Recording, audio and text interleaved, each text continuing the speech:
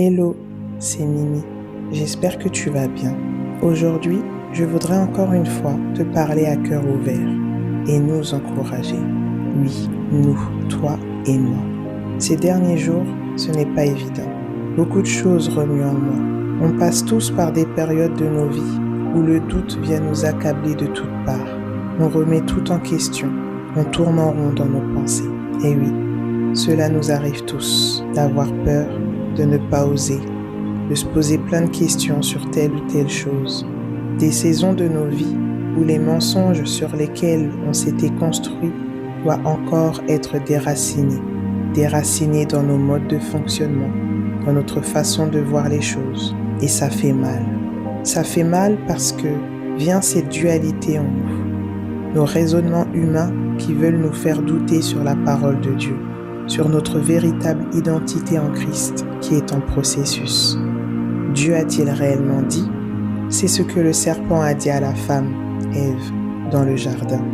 Et parce qu'elle a écouté le serpent, qui est le diable, ce mensonge les a fait sortir du plan parfait de Dieu.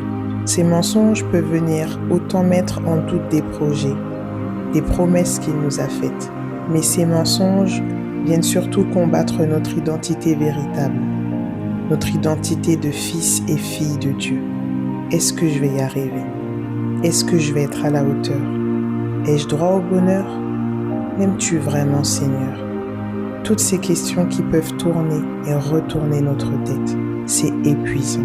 Et en exprimant mon cœur à mon Père Céleste, voilà ce qu'il m'a dit. Fortifie-toi et prends courage. Dans le livre de Josué, chapitre 1, verset 6. Cette phrase que l'Éternel a dite à Josué après la mort de Moïse. Josué se retrouve seul à la tête du peuple, en plein deuil, rempli de crainte et d'angoisse, car il ne savait que faire maintenant. Les promesses du Seigneur pour son peuple de leur donner pour héritage la terre de Canaan n'avaient pas changé, même si les circonstances pouvaient faire croire le contraire. Dieu n'a pas consolé Josué, mais lui a ordonné de se fortifier et de prendre courage. Josué avait sa part à faire, de choisir la vie et de faire confiance au Seigneur qui avait déclaré une parole, qu'il leur donnait un pays où coule le lait et le miel, un avenir d'abondance. Mais tout cela allait dépendre d'une seule chose, fortifie-toi et prends courage. Se fortifier en serrant près de notre cœur les promesses du Seigneur, tout ce qu'il a pu nous dire dans le secret. Car une chose est sûre, la mer peut s'agiter, le vent souffler de toutes ses forces. Mais l'Éternel, oui, l'Éternel n'est pas un homme pour mentir, ni le Fils de l'homme pour se repentir. À chaque jour suffit sa peine. Fortifie-toi et prends courage.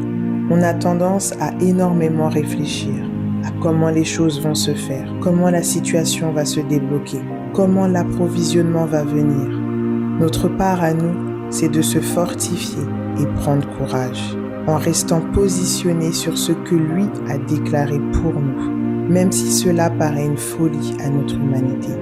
Et dans ce positionnement, il y aura une lutte car tout ce processus nous fait sortir de nos craintes, de nos anciens fonctionnements, construits depuis des blessures, des traumatismes. Cela va nous faire sortir de notre zone de confort. Ce qu'on pensait être nos sécurités ne le seront plus, car le Seigneur va devenir notre sécurité, et pleinement. Alors aujourd'hui, comme il me l'a dit, je te le dis aussi, fortifie-toi et prends courage.